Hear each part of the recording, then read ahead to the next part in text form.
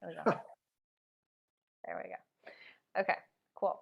So Okay. yeah, so hello. I'm gonna do, Hi. by the way, I'm gonna do a little intro that's pre-recorded, so I'll say your bio and stuff like that so people will know Okay. what's going on. But welcome. Thanks for agreeing to do this. Wow. Thank you. Thanks, Porter. This is awesome. I don't see very many people. I'm kind of in isolation up here. Yeah, well, I feel like a lot of people can relate to that. So the way that I found your artwork was my mom shared your virtual exhibit, which was a perfectly 2020 to 22 concept. Yeah. um, and it was just so beautiful. So I asked you if you wanted to come on this, and you agreed. So thank you. I'm honored. Thanks, Porter. Really am. Yeah. It's nice to talk to somebody, even though you're a little picture down at the lower part. I'm supposed to look at the camera up here, I know. So, um, but wow, I only get to talk to my dog. Well, that must be fairly one-sided, unless you have a magical dog. He's pretty magical. So what was the original concept, I suppose, for this exhibit? Did you make it for this era, or was it supposed to be something different and it got transformed? It was, I think, transformed, due to these times. I painted for 10 years out at the old Andrews School in the Alvord Desert. And those paintings, most of the paintings in that exhibition were from that period. And and then the last piece, during the last piece, that's when COVID came. And also at the same time as COVID, the owner of the property asked me to leave. And so I had to move. I didn't know where to go. I had Related all these, or not related? pardon? Oh, I'm just wondering if that was related to the lockdowns or whether that was just a fluke. I think it was a fluke. I don't think it was related to the lockdowns. But I had all these paintings, and I'd hoped to exhibit them, have them exhibited ideally in a museum format, which is large, because I painted these very large paintings, like the one behind me. You can see how big that is. Um, so I had to move, and I had to take the paintings with me, and that's what happened. Um, I decided to put them in a virtual exhibition so that everyone could see them online. And I didn't know anything about that, but I did some research, and through a company called Iconospace and Kunstmatrix, those two work in tandem, and they were very helpful. And I just, my friend David Manley helped me with some of the parts that I couldn't understand. And we got it up. We got it up, and I launched it on Christmas Eve Of last year? of this year. Yeah, last year. Yes, it would be last year. That's Okay, yeah, correct. yeah. So it's been up for like a little over a month, like a About a month and a month. half Yeah. now. Yeah. Yeah, cool. Yeah. Well, congratulations. Thank you. It's interesting for me because, as a musician, our space has been digitized for a while now, and I feel like the artist space is definitely getting digitized, I guess, in like the blockchain, NFTs and stuff. I'm not sure if you're into that, but that's a cool Right. market for artists now. But in terms of like the actual experience of seeing artwork, I haven't seen much or been exposed to much. Maybe it exists and I'm just not aware of it in term like as a, virtual exhibit type idea. So It was it was new to me, and now I'm seeing more of it myself. And just in the past month or two, just of working on this, I've seen more artists doing this. It may be a timely thing, where some of the galleries are closing down, and it's challenging. A lot of my artist friends are having a hard time, as a visual artist. It's a very challenging time, I feel. mhm. I've been painting all my life. I've been painting for over 50 years, and making my living as a painter. And I've been through some rough times, but this is this is a challenge. I it is it's a Yeah. challenge, Porter. Yeah. Yeah. Well, and seeing all these small businesses like the art galleries, for example, just that's really hard.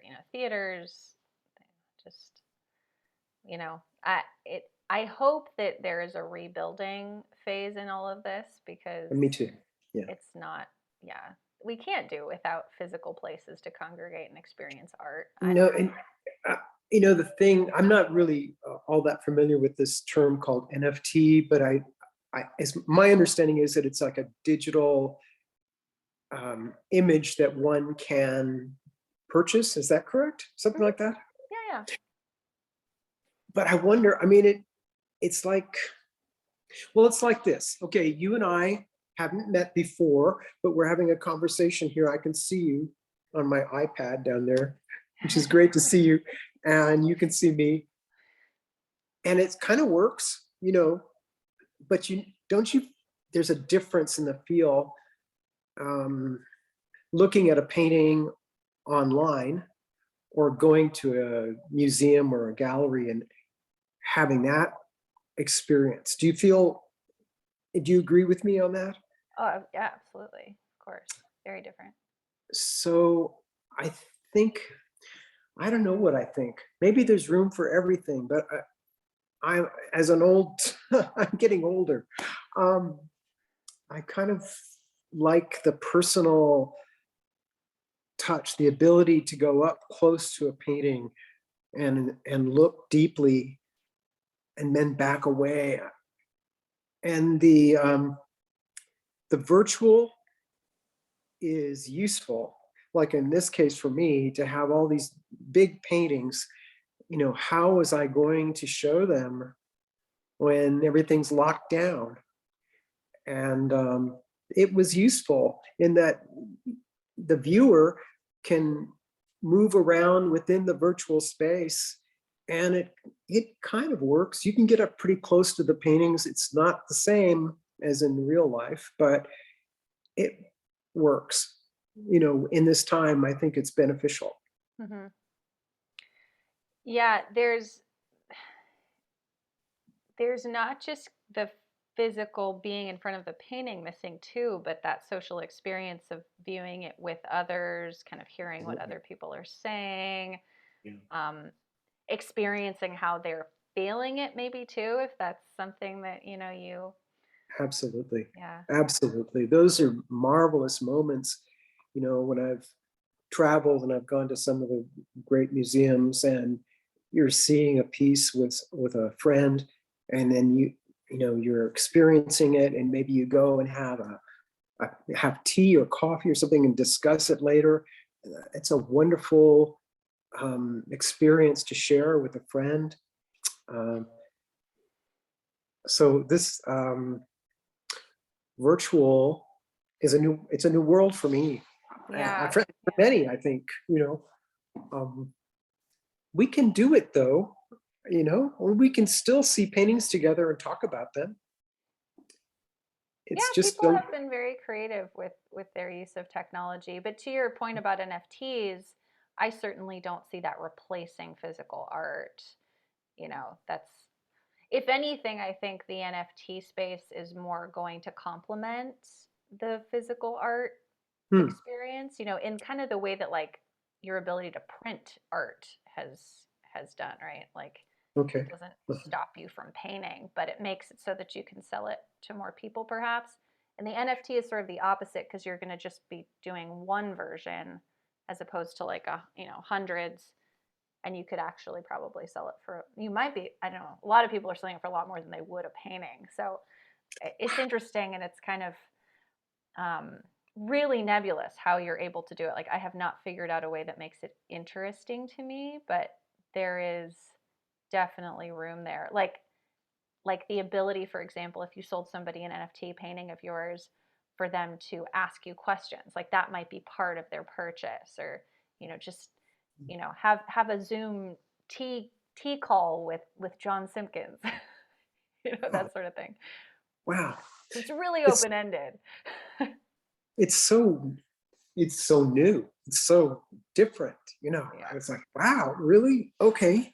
Um, I don't want to be, I'm turning into a dinosaur. I mean, slowly, that, but I don't really I want to try to keep going with things, stay in connection. So this is really new. The NFT, I hadn't heard the term until about a couple of months ago. Someone said something like, oh, you should do an NFT. And I'm like, what? What's that? So I don't I know. know. Yeah, somebody sent me an article, and it it took me a while to wrap my brain around it. Really, okay. So it's pretty fresh, I guess. It's pretty new. Yeah. Yeah, it is.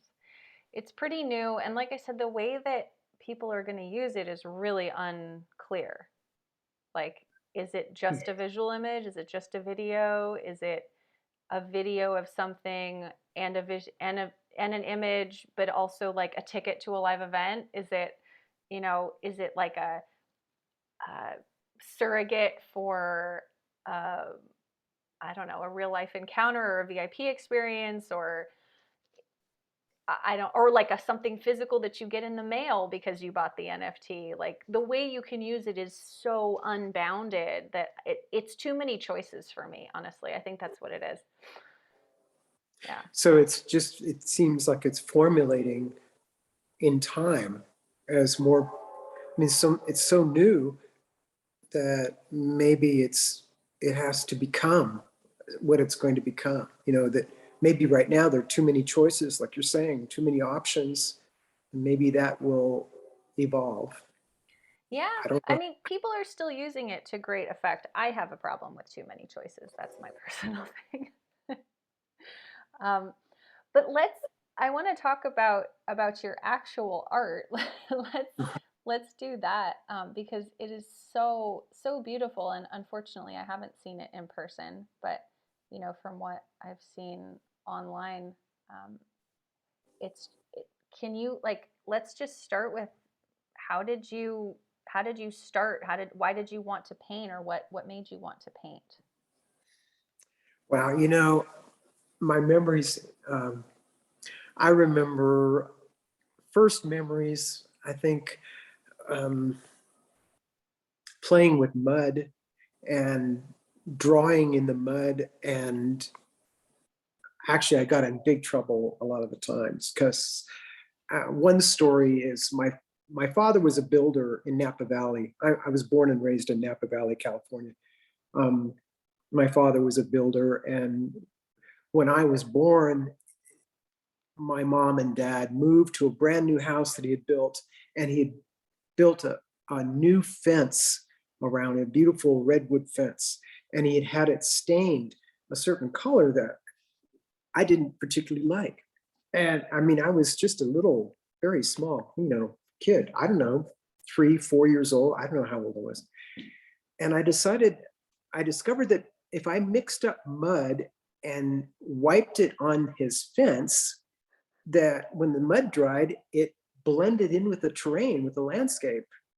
And so I took a lot of time. I was busy. My mom was busy, so she didn't notice, and my father was off working, so he wasn't there.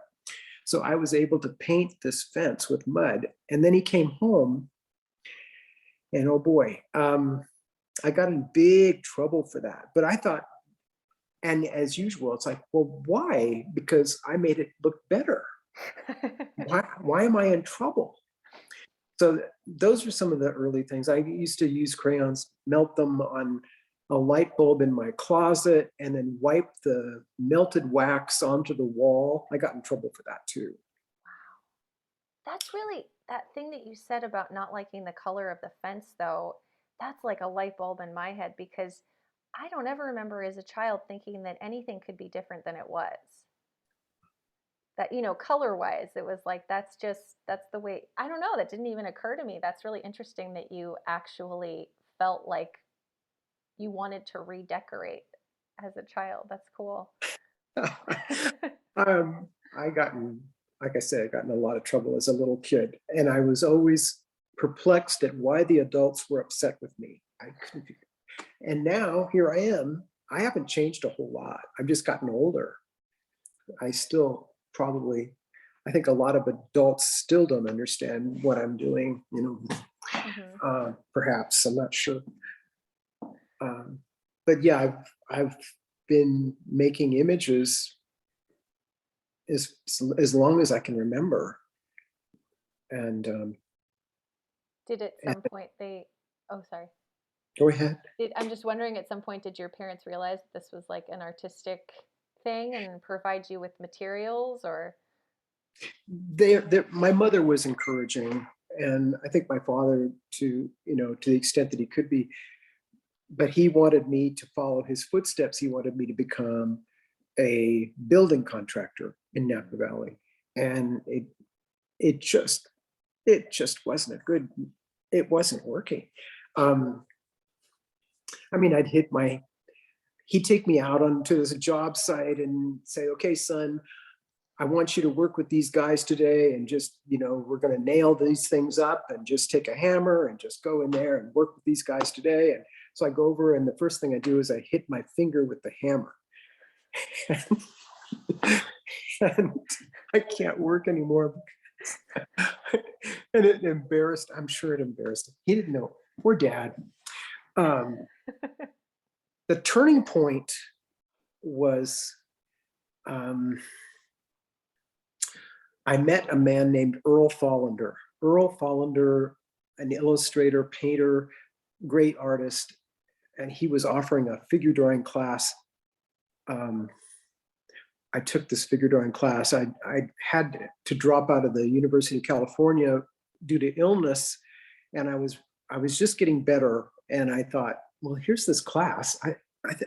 Earl Thollander had come out with a book called Backroads of California, and I was very interested in what he was doing. I went, I took the class. I was blown away by his talent and his vision. And all I wanted to do was learn from him. And I finally got enough gumption to ask him, and he said, sure, just come on, So for the following 8 to 10 years, I followed him around and learned to draw. He met with my father one time, and he told my father that I had a lot of talent and that I could make it as an artist. And that was the turning point. When Earl Thollander told my father that, that's when my father decided that I could be an artist and make it. So So he gave him a surety that you would be safe. he did. He did do that. Yeah, that was an incredible time for me. Meeting Earl Thollander, becoming kind of an honorary member of the family, which I still am. And that's one of the richest times of my life. It truly is. I'm so thankful and so fortunate for that experience. That's really cool. Yeah. It's important to have people, I mean, stating the obvious, but like how important it is to have people, validate what you're doing, even though, and, in the end of it, I know we're all kind of expressing what's within us, and, but to have some sort of validation does afford you a little bit more confidence on your Oh my path, gosh. It's so true. Oh my gosh. And I wasn't sure at those times. I mean, I didn't know. I thought I was going to be forced into having to do something I didn't want to do. And Earl changed all of that for me. And I mean, there was so many aspects of traveling to Europe with Earl and his wife Janet and others. It was so enriching, and so it really helped expand my spirit. And so those kinds of things in life are so amazing. I'm so thankful for those things. And somehow I made it as a painter. But it also sounds like he introduced you kind of to a whole social scene around the artwork too. Indeed. Yeah. Yeah. Yeah, it was amazing to meet so many other painters and to feel that encouragement and even respect from others at my age. I mean, I think I was 19 or 20, something like that. So I was pretty young, and to feel that kind of support was really wonderful. And like I say, I'm so thankful for that, because it really helped guide me on this path Mm-hmm. that, here I am now. And um, there's a lot more images to do. I, I want to say something though. I know some of my artist friends are having a lot of challenges with these times. We alluded to that a little bit earlier, I think, and like for myself as well, this is a very challenging time. But every day I take a walk with my dog.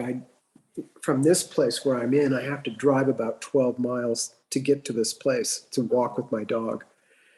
But every day we do that, and just being in the quiet, in nature, and walking and thinking about all these things that tend to bombard us through the media every day. At least for me, I noticed that it was very helpful to find a deeper connection to earth again. And I had that when I lived in the Alvor Desert, in the ghost town. It was a very easy connection to the earth. But here, where I moved to, is not quite as easy. I'm surrounded by buildings and asphalt and cement and power lines and things like that. So to take this walk every day is really important. And I think about my friends, my artist friends, who were all trying to find the way through this time. And it's I hope we can do this. I hope we can make it. I think this is really challenging for the arts. I don't know. That's from my perspective. What do you think, Porter? Yeah, I think it's incredibly challenging for the arts. And, you know, the upside, not upside, I suppose, but at least the musicians that I know have been able to lean into like live streams and their streaming royalties and things, because there are things for musicians that just continue to be, whether you are out there touring or not. I've always been a recording artist, so things haven't changed too much for me for my music, that because touring has never been my main thing. But with things like theater and dance and art, these are things that we are, you know, we want to see in person. We don't, it's lovely to see things on a screen if that's the only option. But and I'm definitely grateful for that ability. But I want to be able to take my kids to a musical in their life. I want Oh, to be able to take them to an art exhibit or a museum. Um, so yeah, it's definitely challenging. And it is it's a daily thing. My practice, um, my Buddhist practice is very helpful in that.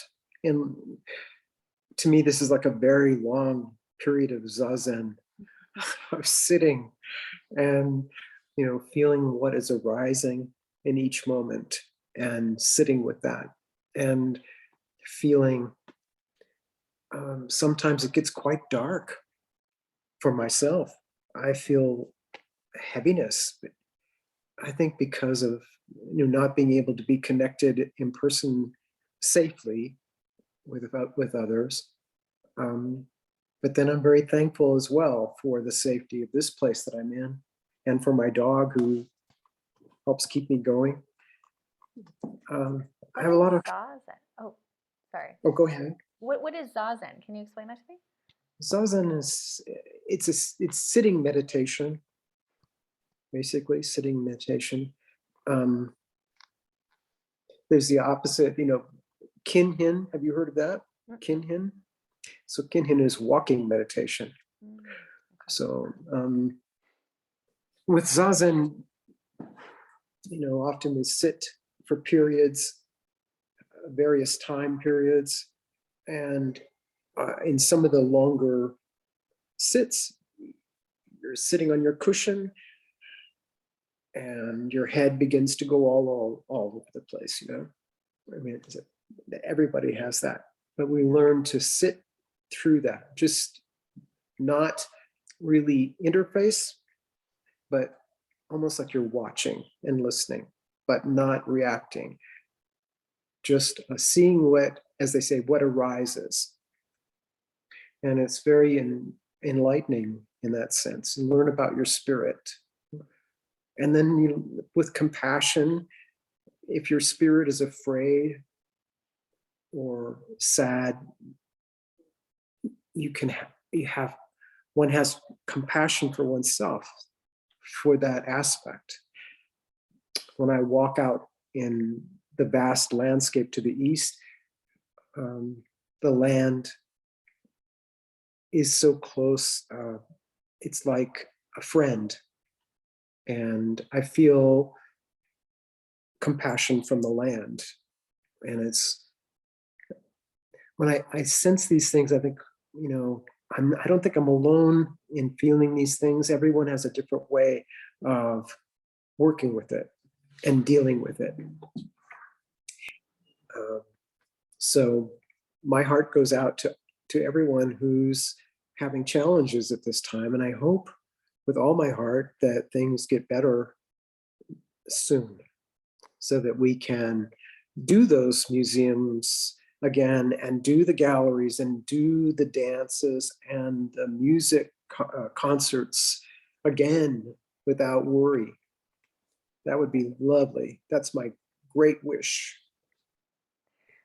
So it's so funny because I just kind of invite artists on, and I have, you know, I call it conversations with spiritual creatives. I kind of assume all artists are spiritual in their own way, so I don't like ask people. But that's so cool that you have a meditation practice and a Buddhist practice. That's so cool because I didn't know that before we started our chat. My teacher is Edward Brown, Edward right. S.B. Brown. You can look him up. He's the most amazing being, I think, and a good friend. There was a time, I'll tell a little story. If do we have time to tell another little story? Oh, sure, yeah. You have lots of time. Edward and his partner Margot came out to visit me in the ghost town of Andrews, and they stayed a couple of days.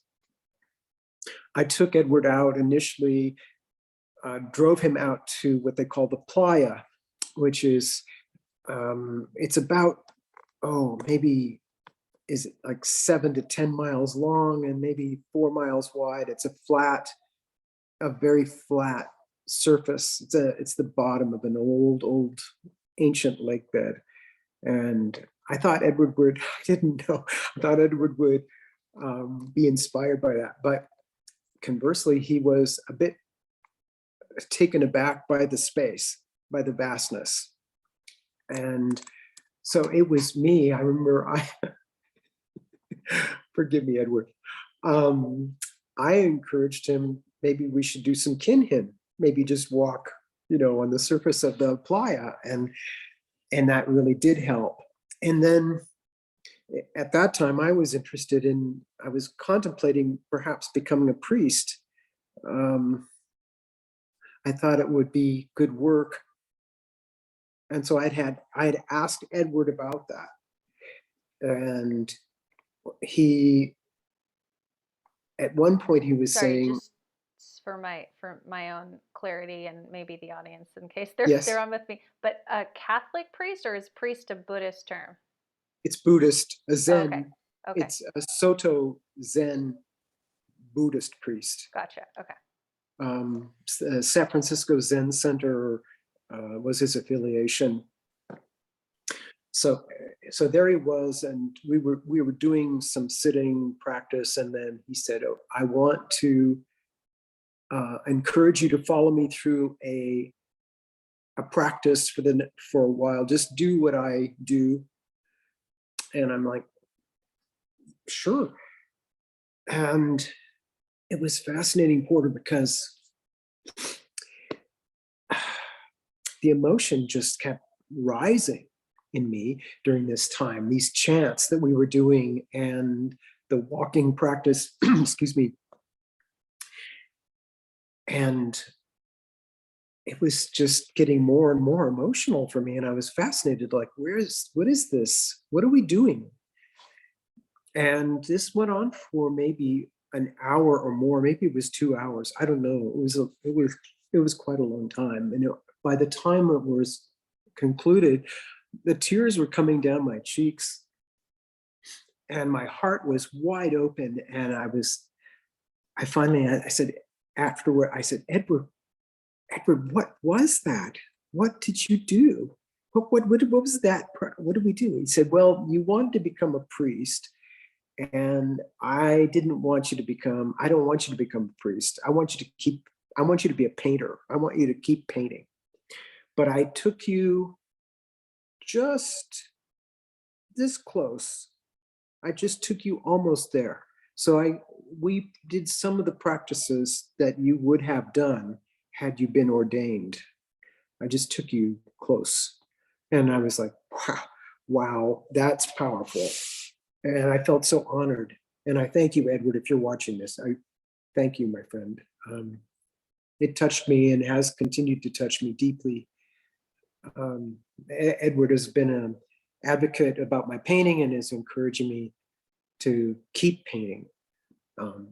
So I will keep trying. It's also interesting to me, the the Zen Buddhist influence, I guess, because your paintings do seem a little Eastern influenced. Would you say that's fair? I think you're fair to say that. There are some images that definitely have an influence. It's like, how can I say? I love animals. I love all life I was going forms. to ask you about that too. Feel very, very close, almost closer with animals and so forth to humans, but that's not fair because I also feel very close with my fellow humans. But in some of the paintings, especially the last 10 years, I've done some animals almost as priests, almost as spiritual guides. And interesting to me was that those pieces seemed to be some of the most popular of the images that I did. So in this time frame, this challenging time, I haven't painted now for quite a while. The painting behind me back here was the last one. And it's also the largest painting I've ever done in my life. What are the dimensions about? Because I'm only seeing it through your phone. Right, it's about 9 feet high and 14 feet wide. Oh, wow, okay. But I'm not going to paint that big anymore because it's not very practical. Not a lot of people have that kind of room in their devices to put a painting like that. So I'm going to do smaller ones. But what my spirit is encouraging me to do is to follow and do more animal pictures as guides, as spiritual guides, to find center, to help find heart and compassion in us as this species, hopefully. So I've got some ideas for to begin some work on that. I hope it manifests, and I hope to speak from the heart and encourage others to feel also. I don't know what I'm talking about, obviously. No, this is great. And the I just love these. I mean, I do too. They're just, the animal paintings are just so cool, especially this one that keeps popping up in my, when I look away, but Polarization, this polar bear, Oh, it looks like he's wearing or she's wearing a kimono. yes. Yeah.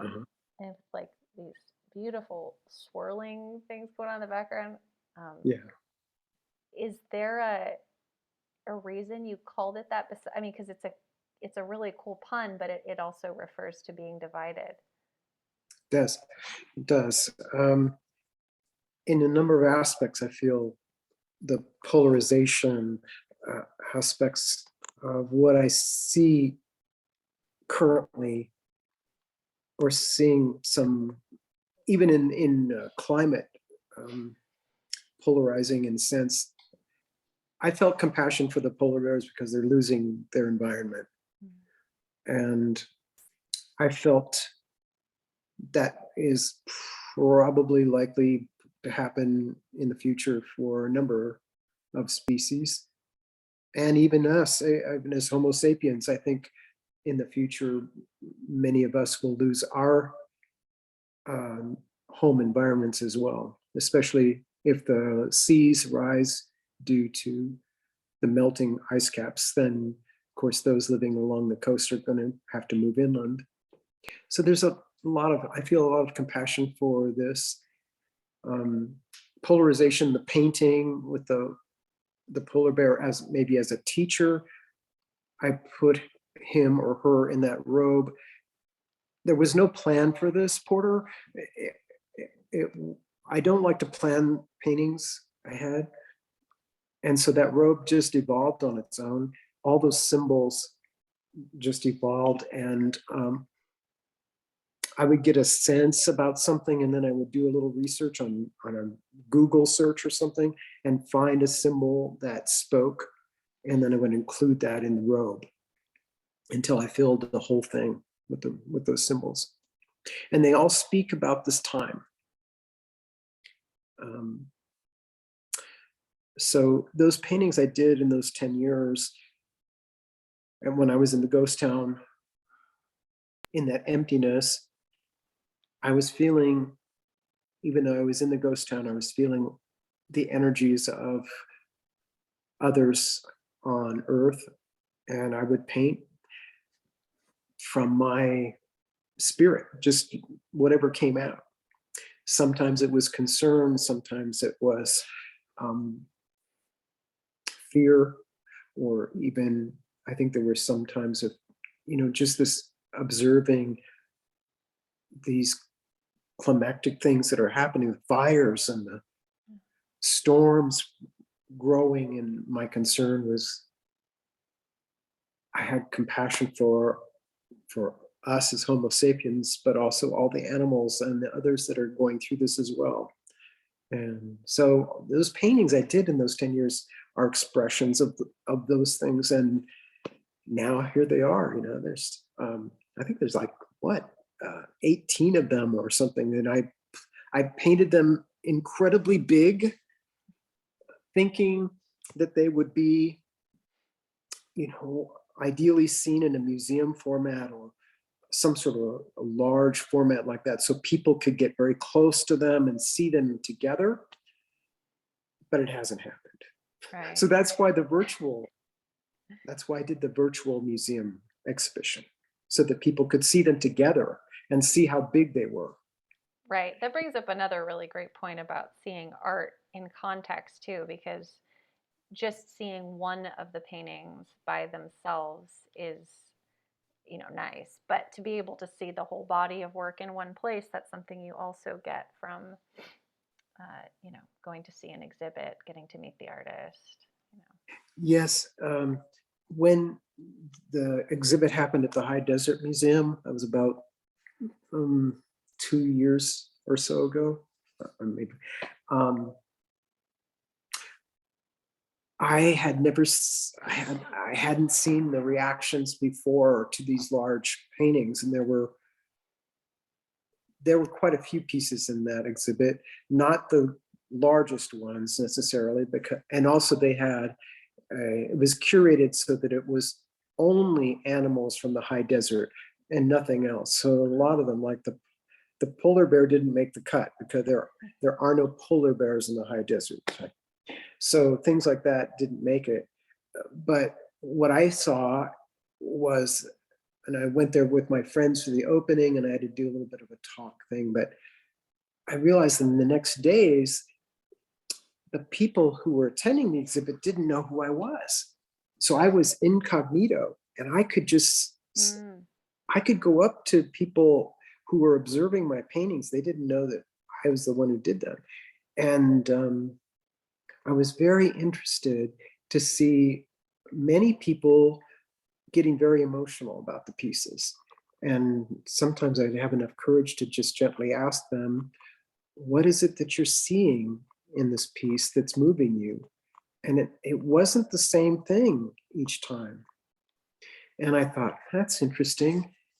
The emotions coming through, I guess, I don't know how it works, but it showed me that maybe if I paint from the heart and trust that maybe I can touch others. And so I don't know. I hope to continue with that, with smaller pieces, because these giant things, like I say, they're kind of cool in their own way, but they need huge spaces to be seen, and it's not practical for most people. Yeah. That's interesting that you mentioned. I was going to ask you about the animals, and you started talking, but you mentioned something else, and I didn't write it down, and now I forgot. Oh well, passing. Maybe it'll come back to me. Well, no, the symbols is another thing I was going to ask you about, but that wasn't it. But so when you're inspired to look up symbols, what's your thought process there? What are you looking up? I would just, a lot of it is in like intuition. And maybe I would, during the time of the process of that painting, I would wake up and I would think of something, and I would think, I wonder if I Google that, will anything pop up that could be construed as like a symbol form of that feeling or word or whatever. And that was kind of the process of it. It's not like I had a whole list of symbols that I wanted to include. It really happened one at a time. And many of these things were new to me as well. And now I can't remember what I did.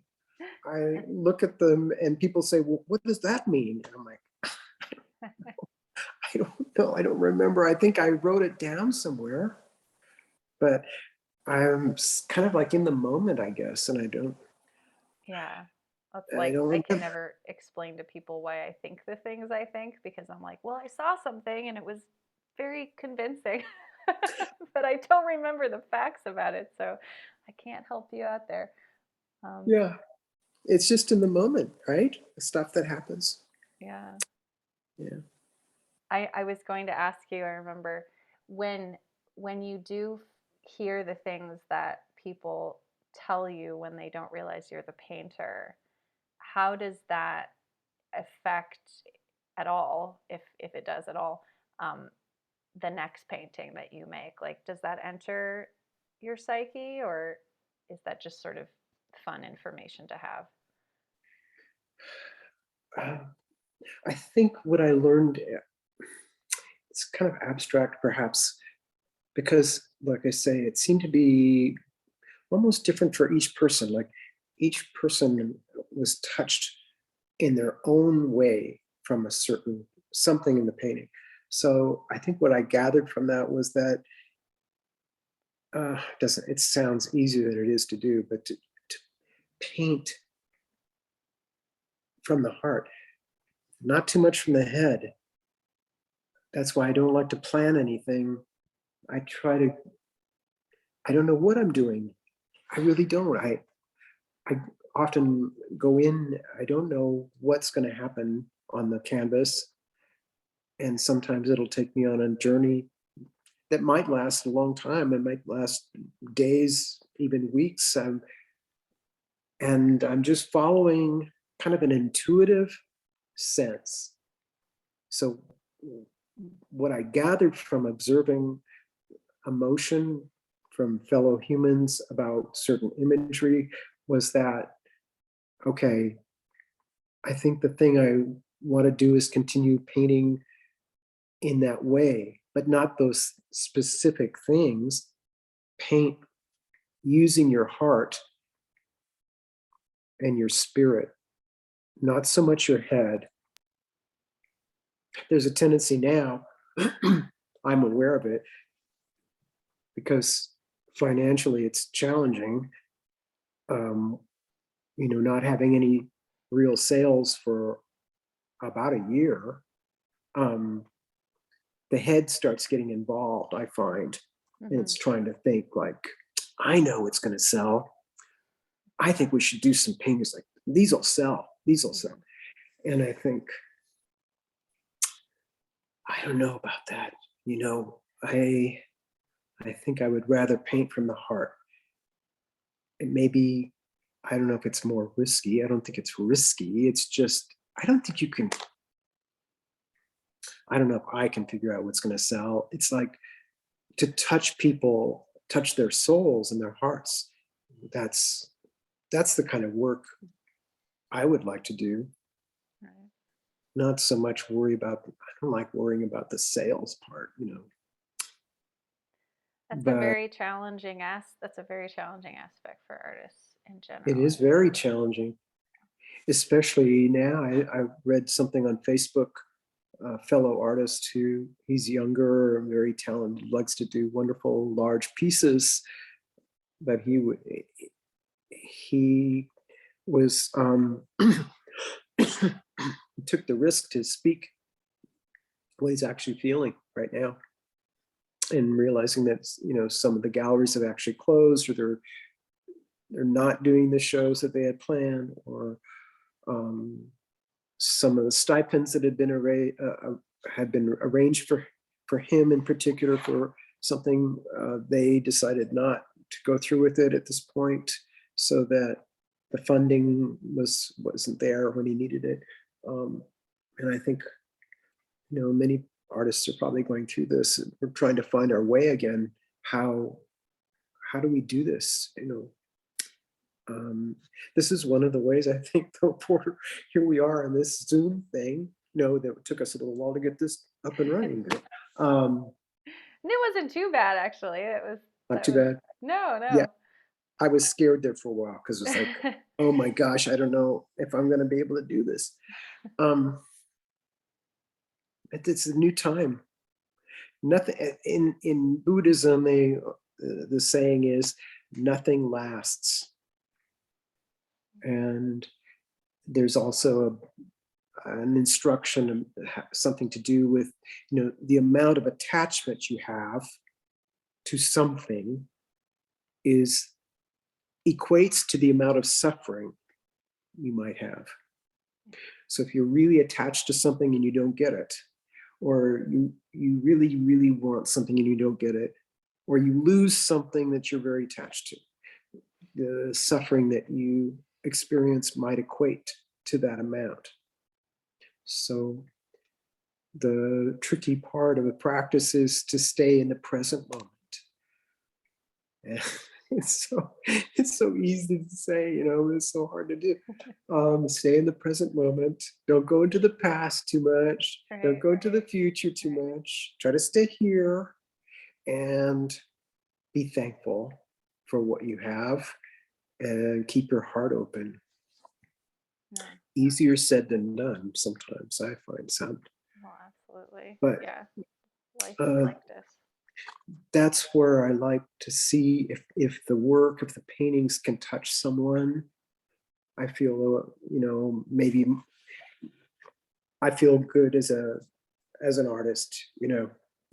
Maybe that's how much better could it get for that. Yeah. And if these times are extra challenging as far as income for my fellow artists, myself, just keeping the believing, practicing, and moment by moment, I think we'll get there. It's a learning experience for so many of us, I think. But I think we can do it. And how do you feel, Porter? With music, is it that way? And you say, you're not so much into doing concerts, but there's all these ways of like making an income as a musician now. Wow, it's got to be tricky as well. All these platforms, how do you do it? It's not so much about record making anymore, is it? Or making an album, unless is it digital? Or how does that Well, work? it is about, yeah, it's about making a record in the sense of making a recording, but I think what you're probably talking about is not like making like a 15 song album or whatever. Yeah, that's has become less important, I guess, depending on where you are in the music industry though. I mean, the major label artists are still making full albums. Um, but also singles. So yeah, I think people have definitely changed the way that they consume music. I mean, we're consuming so much more music as like background, noise basically for uh so people have just gotten used to having like so much music at their fingertips, and I'm one of them. I love the ability to, play as much music as possible. But I think that was something that was happening way before any of the lockdowns. I think the main thing is the ability or inability to congregate, which I mean actually isn't everywhere. I'm in Washington, so I think we're one of like two states that is the most strict right now. Or Washington State. yeah, yeah, because I've just heard like California, Oregon, a few ones. They're talking about lifting some of the Yeah, restrictions. there was something about, yeah, by the end of March that I heard in Oregon, I guess, that Yeah. masks won't be required inside. Right. So I think plus like I mean if you're in if you're in Southern California, there's lots of things to do outdoors too if you're not an indoor kind of person. But I don't remember what your initial question was now. I'm sorry. I don't either. Um, I don't either. Isn't that just the way it is, though? I mean, I have so many my friends, contemporary, my age, and we have a telephone conversation. Oh my gosh. Oh my gosh. I mean, it's like we're talking and like, what were you saying? Oh no, I don't remember what you said. Oh yeah, I don't remember what you said either. Oh, but it's pleasant. It's It's pleasant that actually, we. I mean, that must be so much easier for your Zen Buddhist practice, though, because, if you can't remember it, there's nothing to attach to. No, no, no worries. It's like I don't know. I'm in the present moment. That's for sure. And now I'm in the next present moment. I don't know what Yeah. I did in the last present moment. Um, Uh, yeah, it's kind of interesting. Uh, the aging trip. Wow, wow. I had no idea. You know, now I have so much more compassion for, like when my mother was very old and she would complain about things, and I'm like, oh, mom, it's not that bad. Um, Mom, you were right.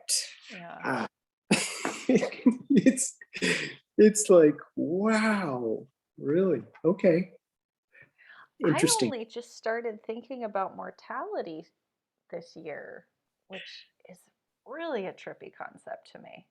Like, I actually have started kind of mourning the loss of people prematurely sometimes. Like, just in a moment, I'll think about that's fleeting. And I'll start to cry because I think that's very beautiful that you're sensing that nothing lasts, no, and there's nothing we can really do about that. Some things pass much sooner than we think they should. I no. did something yesterday. I have this. It's like almost a full size skeleton. It's one of those. I'm sorry, it's plastic. I It was on sale for a Halloween thing or so after Halloween or something. And I brought him into my bedroom and I put him in the chair. I'm like, from my bed, I look at him sitting in the chair. I'm like, yeah, yeah, I'm meditating on that. Um, yeah, I'm heading there. I'm going there. And there's nothing I can do about it. I'm on this train. Right. But challenges, knowing I'm traveling through space and time and I'm getting older every moment. At the same point, the challenges stay very awake and aware and alive, and keep your heart open, keep the creativity going if you can. If you can't, be gentle. That's what I do to myself. Make yourself another espresso, hey, um, just let's get to the next moment, and maybe we won't remember the last one because we don't remember anything anyway, right? I loved we went to Mexico City for Dia de Muertos, um, Yes, and yes, they had such a beautiful practice of incorporating death into the maybe not yes. the daily experience, but at least in that, It's in that very beautiful, holiday. Mm-hmm. very beautiful. Yeah. It's many people don't want to look at that, you know, but it is, if you embrace it as part of the story, it's part of life. No one escapes it. Yeah. And if you embrace it and look at it, like for me, bring the skeleton in. Come on, hey, have a seat. Would you like an espresso? Okay. Um, just kind of okay. He's getting closer. Okay, I got it. Um, it makes you appreciate, the sunrises and the sunsets and you know everything. To know that it doesn't last. So if I were to talk to myself as a young person, I would encourage that young me to really work on your heart and stay open with your heart and take the risk to love things. Mm. It's worth it. When you get here, looking back from anything I can remember, and Porter, most of it's wiped clean, but those things I can't remember. It's the best parts are the love of fellows and things, and getting close. That's good. So Yeah. I'm, I'm. Am I really rambling as much as I think I am? No, this is great. This was wonderful. I'm getting a very good sense of your mind and what goes into your paintings. My Um, mind, what's left of it, right? yeah. Well, I mean, I have no excuse. I just don't remember. I don't know. Just don't remember. Isn't that lovely I when you just can't do. remember? It's just so, oh, it's lovely. I can't Yeah. remember anything. Do you want to say anything about your painting process or your paintings that I haven't asked you about before we close up? Hmm. I don't know what to say about I think I spoke a little bit about the process because I can't remember. Um, I have a friend, Sam Giddings, who's always encouraged me to, get your sketchbook and make, draw. It's good. It's good. But as a painter now, like I say, I just prefer not to plan it too much. Just let it happen. But Yeah, I like maybe that. that's my process. Maybe It kind of um, reminds me of that. Was it Michelangelo? It's that like you take the marble and the marble just wants to become something. You're just taking. It's like it sounds like that's your process with painting. It's like the canvas has. You're just sort of figuring out what the canvas is telling you, right? right, Rather than having an idea you're trying to make into a reality. right. I mean, I think it's okay to have a feeling or an emotion you want to express or something you want to express, but I don't like to plan it out ahead of time, draw it out like a plan to stick to. Yeah. I'd rather let it show me the way in process. It's a little more risky, perhaps, and it's maybe it's successful or not successful. Depends on the pieces, but that's what my process has been, or at least in the last 10 years. And now, like I say, I'm going to be downsizing to try to make something that's a little more practical for people to collect instead of 9 by 14 foot painting, Yeah. that won't fit in the house. Is that or do you do prints of your things or do you sell exclusively paintings? I am trying to organize, reproductions. There's a company in Sebastopol, California, Skylark Images, and Darren Briggs is the is the guy, and he's done some of my reproductions, and I've talked to him sometimes and encourage him, please, can we make like a group, a number of pieces that we could reproduce, and I know he would do such a great job. So that's my hope. That's my great hope that he can do it, or another company could do it, so that others can, collect these pieces that are too big. They can be made smaller reproductions and make it a little bit better, maybe good for everyone. Could help me a little bit too, actually. Like, I'm just also thinking, like, there's also plenty of people on planet Earth that have big houses and can afford your paintings. That's my hope, is to, that they'll, that's what the virtual exhibition, where you can walk around and see how big they are and kind of get the relationships between them. I thought, well, maybe someone, let's try it. Let's see, maybe someone, or maybe a curator from the museum will see it. I don't know. I thought it was worth the effort to do. And it's certainly very new for me. It's like, for me, it was like cutting edge to do something like that, where it's like, wow, we're creating something that doesn't really exist. That's wild. It is, especially since you had to create a lot of things that really do exist in order to create that thing that doesn't really exist.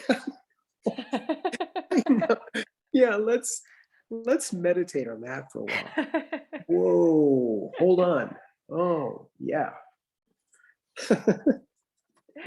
Thank you so much for being willing to share with us on the podcast here. Can you tell people where they can find your exhibit, and also if they want more information about your paintings, which I will link in the description box of the podcast? Yeah, I think probably the best is to do the website, the old website, which is, what is it? www.johnsimpkins.com. And I think there's a link on there for that virtual exhibit. And then if anyone's on Facebook, anybody still wants to go on Facebook, look me up. Because I'm on there almost every day, and I'm always posting stuff. And that's kind of my way of communicating with everybody out there.